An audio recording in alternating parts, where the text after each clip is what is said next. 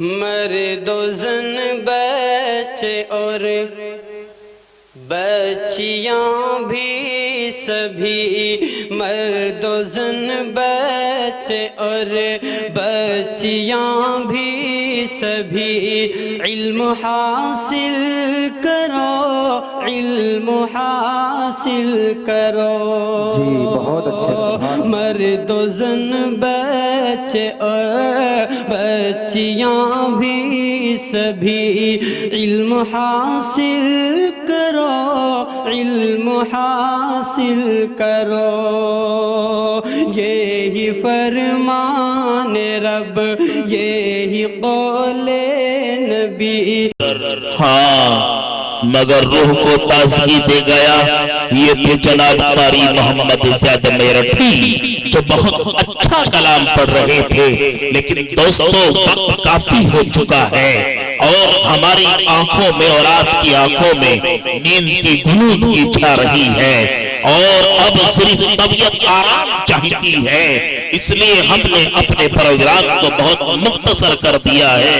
تو لیجئے ہم ایسے فاضل نوجوان مقرر کی جانب چلتے ہیں کہ جن کا بیان محققانہ، دلائل والہانہ اور کلام فقیہانہ اور طرز دلربانہ ہوا کرتا ہے، جن سے میری مراد حضرت اقدس حضرت مولانا و مفتی محمد ناصر صاحب امام و خطیب جامع مسجد جیور ہیں۔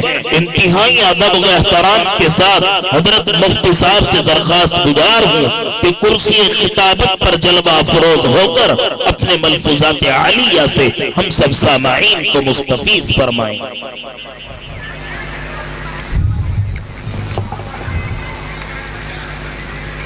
الحمد لله نحمده ونستعينه ونستغفره ونؤمن به ونتوكل عليه ونعوذ بالله من شرور أنفسنا ومن سيئات أعمالنا، من يهده الله فلا مضل له ومن يضلله فلا هادي له، ونشهد أن لا إله إلا الله وحده لا شريك له، ونشهد أن محمدا عبده ورسوله، أما بعد فأعوذ بالله من الشيطان الرجيم، بسم الله الرحمن الرحيم، إنا نحن نزلنا الذكر وإنا له لحافظون، وقال في مقام آخر إن هذا القرآن يهدي للتي هي أقوم، صدق الله العظيم، وقال النبي صلى الله عليه وسلم خيركم من تعلم القرآن وعلمه، أو كما قال عليه الصلاة والسلام۔ محترم سامعین اکرام، پروگرام بہت لمبا ہو چکا اور آپ حضرات کی سماعتیں بھی تھک چکی ہیں، اسی لیے لمبی تفصیل کا موقع نہیں ہے، مختصر وقت میں مختصر آپ حضرات کے سامنے ایک دو باتیں عرض کرنی ہیں۔ دیکھیے، قرآن اور صاحب قرآن یہ دو علیحدہ علیحدہ موضوع ہیں، لیکن اگر میں یہ کہوں کہ یہ دونوں ایک ہیں تو اس کے اندر بھی کوئی کلام نہیں۔ کیوں؟ کیونکہ قرآن علم ہے، نبی عمل ہے، قرآن اجمال ہے، نبی اس کی تفصیل ہے، قرآن متن ہے، نبی اس کی تشریح ہے، قرآن کتاب میں اللہ کا کلام ہے اور محمد چلتا پھرتا اللہ کا کلام ہے۔ قرآن کو دیکھ کر کوئی تھکتا نہیں ہے، اسی طریقے سے محمد کو دیکھ کر بھی کوئی تھکتا نہیں ہے۔ حضرات، دنیا کے اندر جتنی بھی کتابیں ہیں، جتنے بھی نصاب ہیں، چاہے وہ پرائمری کا نصاب ہو، چاہے وہ بی اے کا نصاب ہو، چاہے وہ انجینئرنگ کا نصاب ہو، چاہے وہ ڈاکٹری کا نصاب ہو، دنیا کے اندر جتنے نصاب ہیں یا جتنی کتابیں ہیں، آپ پوری دنیا کے اندر سے کوئی بھی کتاب اٹھائیے، ایک مرتبہ آپ پڑھیں گے، دوسری مرتبہ آپ پڑھیں گے، تیسری مرتبہ تھک کر اس کتاب کو لائبریری کے اندر آپ رکھ دیں گے، چوتھی مرتبہ آپ کا دل نہیں چاہتا کہ کسی کتاب کو پڑھے۔ لیکن حضرات، پوری دنیا کے اندر صرف ایک ہی ایسی کتاب ہے کہ جس کو پہلی مرتبہ پڑھو پھر بھی وہی مزہ ہے، دوسری مرتبہ پڑھو پھر بھی وہی مزہ ہے، تیسری مرتبہ پڑھو پھر بھی وہی مزہ ہے، چوتھی مرتبہ پڑھو پھر بھی وہی مزہ ہے, حافظ سے سنو پھر بھی وہی مزہ ہے, قاری سے سنو پھر بھی وہی مزہ ہے, نفلوں کے اندر پڑھو پھر بھی وہی مزہ ہے, فرائض کے اندر پڑھو پھر بھی وہی مزہ ہے, رات کو سنو پھر بھی وہی مزہ ہے, دن کو سنو پھر بھی وہی مزہ ہے. قرآن پڑھتے جاؤ, مزے کے اندر کوئی تبدیلی نہیں آ سکتی. اگر 40 مرتبہ بھی پڑھو گے تو عرش سے خدا بولے گا کہ دنیا کے اندر کسی کتاب پر اتنا ثواب نہیں ملتا جتنا اس کتاب پر ثواب ملتا ہے. ارے ایک حرف پڑھو گے 10 نیکیاں ملیں گی, 10 درجے بلند ہوں گے اور 10 گناہ معاف ہوں گے. اور یہ تو پڑھنے والے کی بات ہے, یہ تو پڑھنے والے کی بات ہے. میں خدا کی قسم کھا کر کہتا ہوں, آپ قرآن نہیں پڑھتے, صرف قرآن کو دیکھتے ہیں, آپ کو تب بھی ثواب ہے. قرآن کو چھوتے ہیں, آپ کو تب بھی ثواب ہے. ارے جو بچہ قرآن پڑھتا ہے اس بچے کے آپ ٹپائی بنا کر اگر دے دیں گے آپ کو تب بھی ثواب ہے. جس کتاب قرآن کریم کے اندر جو گلاب چڑھایا جاتا ہے, اگر اس گلاب کا کپڑا آپ کسی کو دے دیں گے آپ کو تب بھی ثواب ہے. قرآن دیکھنا بھی ثواب ہے, قرآن سننا بھی ثواب ہے. اور ایک بات اور کہتا ہوں, یہ قرآن لا ریب ہے, اور یہ لا ریب میں نے نہیں کہا, خود قرآن کریم نے کہا.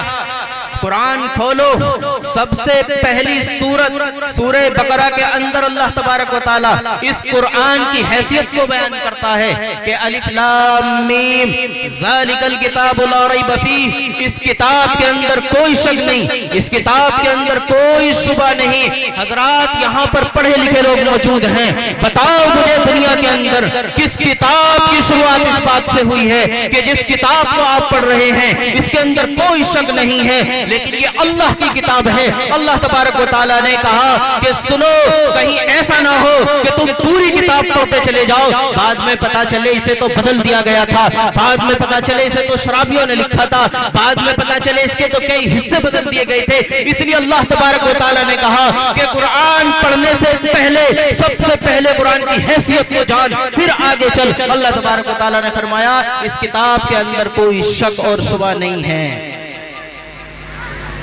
جس طریقے سے, اور شک اور شبہ ہوتا بھی کیسے, جب بھیجنے والا تیرا خالق ہو, لانے والا فرشتوں کا سردار ہو, جس پر اترا وہ نبیوں کا سردار ہو, تو جھوٹا کس کو کہے گا؟ خدا کو جھوٹا کہے گا, یا جبرائیل کو جھوٹا کہے گا, یا محمد کو جھوٹا کہے گا؟ جب خدا سچا, جبرائیل سچا, محمد سچا, تو پھر یہ کتاب جو اللہ کے رسول کے سینے پر اتری یہ بھی سچی ہے, لا شک ہے, لا ریب ہے. اور حضرات یہ تو وہ کتاب ہے کہ جس کتاب کے اندر اللہ تبارک و تعالیٰ نے اتنے علوم اکٹھے کیے, اتنے علوم اکٹھے کیے کہ ہم شمار نہیں کر سکتے. قرآن کریم کے اندر 18,000 علوم ہیں. سائنس قرآن کے اندر ہے. لندن کے اندر ایک عیسائی نے چیلنج کیا کہ مولویوں تم تو بڑے پیچھے رہ گئے ہو, سائنس چاند پر پہنچ گئی ہے. ارے تم تو بڑے پیچھے رہ گئے ہو, مولویوں کو کیا پتا, مولوی کس کھیت کی مولی. ایک عالم بیٹھے ہوئے تھے, کہنے لگے کہ اچھا پھر یہ بتاؤ کہ حضور کے آنے سے پہلے آپ نے ہوائی جہاز کیوں نہیں بنائے جبکہ عیسائیت تو پہلے بھی موجود تھی. حضور کے آنے سے پہلے آپ نے وائرلیس کیوں نہ بنائے جبکہ عیسائیت تو پہلے بھی موجود تھی. معلوم ہوا کہ یہ سائنس جو ہے یہ قرآن کریم سے نکلا ہے, یہ اسلام سے نکلا ہے. حضرات یہ تو وہ کتاب ہے. تو جس کتاب کی اتنی بڑی فضیلت ہو, اب اس کتاب کو اگر کوئی اپنے سینے کے اندر رکھ لے تو آپ اندازہ کیجئے کہ اس کی فضیلت کا مقام اور مرتبہ کیا ہوگا. کل قیامت کا میدان ہوگا, نفسی نفسی کا عالم ہوگا, پوری دنیا کے انسان حضرت آدم علیہ السلام سے لے کر آپ صلی اللہ علیہ وسلم تک تمام کے تمام موجود ہوں گے, ایک لائن کے اندر لگے ہوئے ہوں گے. اللہ تبارک و تعالیٰ اس لائن سے یکا یک حافظ قرآن کو بلائے گا, ایک الارم بجے گا, ایک سائرن بجے گا, پوری دنیا حیرت کے ساتھ میں تکتی رہ جائے گی. جس طریقے سے آج کوئی ایم پی آتا ہے, کوئی سانسد آتا ہے, تو تمام کے تمام لوگ حیرت کے ساتھ میں تکتے ہیں کہ کون ودھایک آ گیا, کون پرائم منسٹر آ گیا. حضرات یہ تو دنیا کے ہیں, لیکن جب کل قیامت کا میدان ہوگا, جب اللہ کا سائرن بجے گا تو پوری دنیا حیرت کے ساتھ میں تکتی رہ جائے گی اور پوری دنیا کہے گی کہ آخر یہ کون ہے. اللہ تبارک و تعالیٰ اعلان کرے گا, او حافظ قرآن تو ادھر آ, تو VIP ہے, تو آج تیرا مقام मकाम यहाँ खड़े होने का नहीं है, अरे लाइन से निकल कर इधर आ, ये जन्नत है, ये जन्नत के बाला खाने हैं। 6666 आयतें हैं और 6666 जन्नत के अंदर बाला खाने हैं। अल्लाह ताला कहेगा हाफिज कुरान, कुरान पढ़ता जा, जन्नत के दर्जों पर चढ़ता जा। ये हाफिज कुरान कुरान पढ़ता जाएगा, जन्नत के दर्जों पर चढ़ता जाएगा। इसका आखिरी ठिकाना वहां होगा जहां आखिरी आयत पर ये पहुंचेगा। हजरात, कुरान कहां सीखा, किसने पढ़ाया कुरान? मदरसे के अंदर कारी साहब ने कुरान पढ़ाया, मदारिस के अंदर ये बच्चा पढ़ा। आप क्या समझते हैं कि जो हाफिज कुरान बना क्या वो ऐसे ही बन जाते हैं? नहीं मेरे भाइयों, ये भी अल्लाह तबारक व तआला की तरफ से होता है। अल्लाह जिसे चुनता है हाफिज कुरान वो बनता है, वरना मदरसे के चारों तरफ अगर आप गौर करेंगे 360 चौधरी फिरते मिलेंगे, मदरसे के करीब रहते हैं, मदरसे के करीब आते हैं, लेकिन जिनके नसीब में नहीं होता वो हाफिज कुरान नहीं बनते। मालूम हुआ कि हाफिज कुरान वो बनता है जिसको अल्लाह तबारक व तआला चाहता है, क्योंकि अल्लाह तबारक व तआला चुनता है। अल्लाहु यज्तबी इलैहि मन यशा व यहदी इलैहि मन युनीब। जब अल्लाह तबारक व तआला नबियों को चुनता है, तो जब नबियों के वारिस की बारी आती है तो नबियों के वारिस का इंतखाब कौन करेगा? उसको भी अल्लाह ताला ही करेगा। आज अगर हम अपना पैसा कहीं पर रखने की सोचे तो हम देखते हैं कि बैंक में जिसमें रखना है वो मेयारी है या नहीं है। आज अगर हम अपना दूध किसी बर्तन में रखें तो हम देखते हैं कि बर्तन साफ है या नहीं है। अगर आप हम इतर किसी शीशी के अंदर रखें तो हम देखते हैं कि शीशी अच्छी है या नहीं है।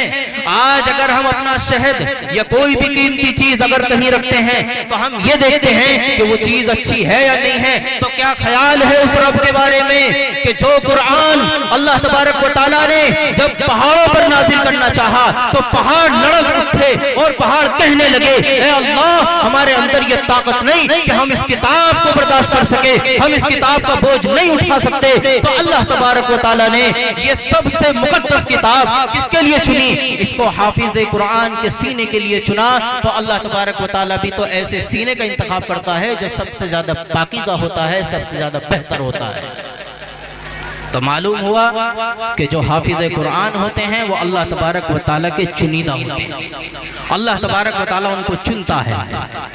इसलिए आज हम इस बात का अहद कर लें, इस बात का तहिया कर लें कि अपने मदारिस को हम आबाद रखेंगे और जो मदारिस के अंदर पढ़ाते हैं उनकी इआनत करेंगे, उनकी मदद करेंगे, उनकी नुसरत करेंगे। आप इस मदारिस की कदर को नहीं जानते। हजरात, जब हिंदुस्तान आजाद नहीं हुआ था और जब ये अंग्रेजों के चंगुल में था तो मलिका विक्टोरिया ब्रिटानिया के अंदर बैठी हुई ये कहती है, अपने वायसराय को बुलाती है हिंदुस्तान से और ये कहा कि अच्छा ये बताओ आखिर इतने वक्त हो गया हम हिंदुस्तान पर मुकम्मल कब्जा क्यों नहीं कर पा रहे? तो मलिका विक्टोरिया ने जो रिपोर्ट पेश की यहाँ के वायसराय ने उसके सामने, हजरात गौर से सुनने की बात है, उसने कहा कि सुनो, हिंदुस्तान पर हमारा कब्जा उस वक्त हो सकता है जब हमें 3 बातों पर अमल करना होगा। पहला पॉइंट ये है कि हिंदुस्तान से कुरान को मिटाना होगा। दूसरा पॉइंट ये है कि ये कुरान पढ़ाया जाता है मदारिस के अंदर, हमें मदारिस को खत्म करना पड़ेगा। और तीसरा पॉइंट ये, मदारिस के अंदर पढ़ाते हैं उलमा, हमें इनको खत्म करना पड़ेगा। जब तक ये 3 चीजें रहेंगी तब तक हम हिंदुस्तान पर मुकम्मल ख्वाब नहीं देख सकते। बर्तानिया के अंदर बैठी हुई मलिका विक्टोरिया को यह बात मालूम है, इन मदारिस की कदर उसको पता है कि इनकी क्या अहमियत है, लेकिन अगर कदर का पता नहीं तो आज हमें इनकी कदर का पता नहीं। इसलिए मेरे भाइयों, इन मदारिस की कदर को जानो, इन पढ़ाने वाले की कदर को जानो, इन पढ़ने वालों की कदर को जानो, इनकी मदद करो, क्योंकि पूरी दुनिया के अंदर इस किताब से मुकद्दस कोई किताब नहीं और इस घर से बड़ा कोई घर नहीं। मदरसा जो है सबसे बड़ा घर होता है। इसीलिए इन मदारिस को आबाद करें, इसके अंदर दर्स दिया जाता है अल्लाह की किताब का, उस किताब का कि जो पूरी दुनिया के अंदर एक है। हजरात आप गौर करें, पूरी दुनिया के अंदर अगर आप किताबें देखेंगे, आप तौरात उठाइए, इंजील उठाइए, ज़बूर उठाइए, आप जितनी भी बड़ी बड़ी किताबें हैं कोई सी भी किताब उठाइए, जो आपको लंदन में मिलेगी گی وہ آپ کو پیرس کے اندر نہیں ملے گی، جو پیرس کے اندر ہوگی وہ ہالینڈ میں نہیں ہوگی، جو ہالینڈ میں ہوگی وہ پولینڈ میں نہیں ہوگی، لیکن پوری دنیا کے اندر صرف یہی ایک کتاب ہے۔ آپ افغانستان کے جزیروں کے اندر جائیے، پاکستان کے اندر جائیے، ہندوستان کے اندر جائیے، وہاں کا قرآن لیجئے، یہاں کا قرآن لیجئے، وہ قرآن بھی الف لام میم سے شروع ہوگا اور وہ ناس پر ختم ہوگا، اور ہمارا قرآن بھی الف لام میم سے شروع ہوگا وہ ناس پر ختم ہوگا۔ آپ اس کو بھی چھوڑ دیجئے، یہ تو کتاب کے اندر لکھا ہوا ہے۔ آپ پاکستان سے ایک بچہ لیجئے، افغانستان کا ایک بچہ لیجئے، آپ امریکہ کے اندر ایک 8 سال کا بچہ کھڑا کیجئے، ایک ہندوستان کے اندر بچہ کھڑا کیجئے، ایک کو اس کمرے کے اندر بند کیجئے، ایک کو اس کمرے کے اندر بند کیجئے، اس سے الگ سنیے، اس سے الگ سنیے، وہ بچہ بھی الف لام میم سے شروع کر وہ ناس تک پڑھتا چلا جائے گا، اور یہ بچہ بھی الف لام میم سے شروع کر وہ ناس تک پڑھتا چلا جائے گا۔ ایک زیر کی ایک زبر کی بھی نہ وہ غلطی کر سکتا ہے نہ یہ غلطی کر سکتا ہے۔ حضرات یہ کتاب تو وہ کتاب ہے۔ بہرحال